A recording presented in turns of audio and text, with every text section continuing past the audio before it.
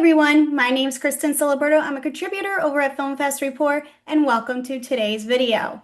Today I'm happy to share our exclusive interview with filmmaker Paul Andrew Williams. He is the writer and director behind the film Dragonfly, which will have its world premiere at the TRIBECA Film Festival. This is a drama thriller that stars Academy Award nominees Brenda Blethyn and Andrea Riseborough. But before we jump into our interview with Paul, let me give you all a little bit of info about the film. Seeing the lack of care that her elderly neighbor Elise is receiving from her so-called professionals, Colleen takes it upon herself to care for her. However, Colleen's intentions may not be what they seem. Now let's cut over to our interview with Paul Andrew Williams. It's a great honor to talk to you because I watched the film last night and holy smokes, what a film. You made something really incredible and I was so invested. And by the third act, jaw dropped to the floor. I just couldn't believe what you made here. It was so fascinating and just seeing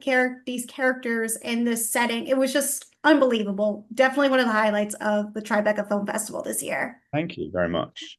Yeah, of course. Um, So of course, why did you want to explore the subject matter of elderly care? I think that because I wrote the film during COVID as a thing about how to, actually to begin with, it was like, what can you make in the environment that COVID produced and, that Hmm. the pandemic produced. And sort of the characters involved were people who I sort of was aware of and had in relations in my life. And my nan used to have care come in, and my nan lived very similar to that. Um, but it was more to do with not necessarily the care of the elderly, but just how people live, how people of a Hmm. certain generation live nowadays. Um, and two people who really were lucky to find each other for whatever brief period it was. Hmm. It was just two characters who really needed each other, and I liked how they both relied on each other for a lot of things just to be comforted by each other. So, but your cast is small, but absolutely mighty. What was it like working with Andrea and Brenda? Do you know what? They were both, obviously I'm bound to say this, but they were both absolutely fantastic. And considering we made the film in a very on a tight budget and tight schedule, and as you can see, it was literally in two locations, so it was very Hmm. cramped, and they were totally um, a pleasure in what they brought and what they had to do for their roles, and really.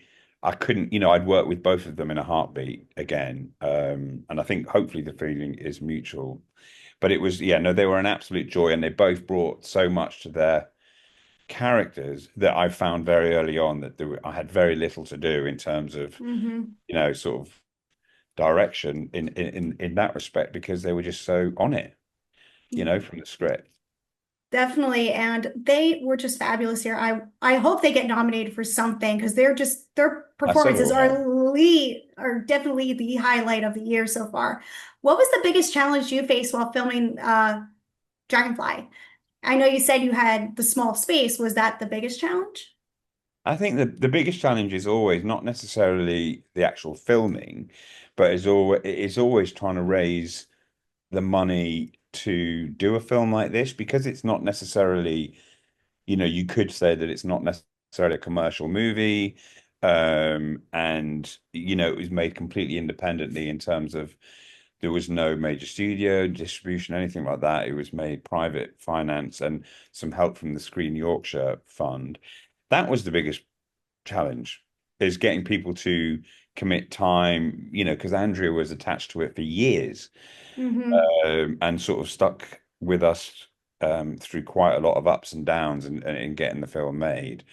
So those are the challenges. When you're making a film, it's like there's less challenge for me, because whatever happens, you're going to shoot something and we'll have a film at the end of it. And it's much easier to deal with the realities of what you've got in front of you rather than the what ifs, which is all you have Hmm. prior to shooting. Well, I'm happy everything worked out and you were able to put this beautiful project together. I Well, also really liked the cinematography. Vanessa White was incredible capturing so many shots. I mean, I love the shots that we get of Saber, the dog. Oh my gosh, just so stunning. Like capturing their face, it was just so cute. I'm a dog lover. So, what was it like working with Vanessa? well, the thing is, I've known Vanessa for a while, and I've done a few projects with her previously.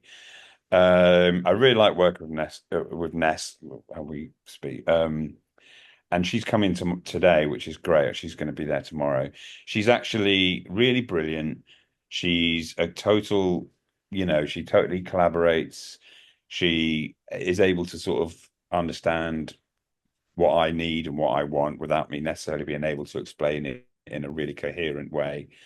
And she's fast. She works great with her team and the actors, and she's just a really good support on set. I really do enjoy working with her. Well, that's fabulous. So, what do you hope audiences take away after seeing Dragonfly?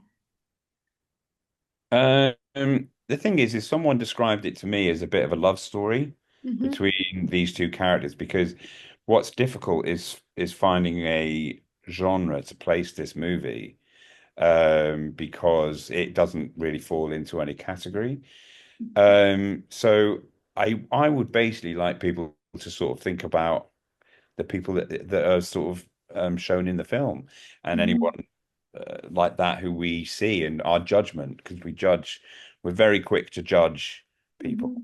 and it could be very easy to judge the characters in this film and what their MO is in Hmm. terms of what they're going to do and their objectives and so on, which is actually nothing like Yeah.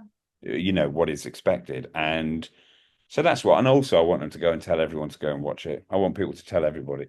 That's going to wrap up our interview with Paul. Thank you all so much for watching. Please subscribe to the Film Fest Report YouTube channel, and we will see you all next time.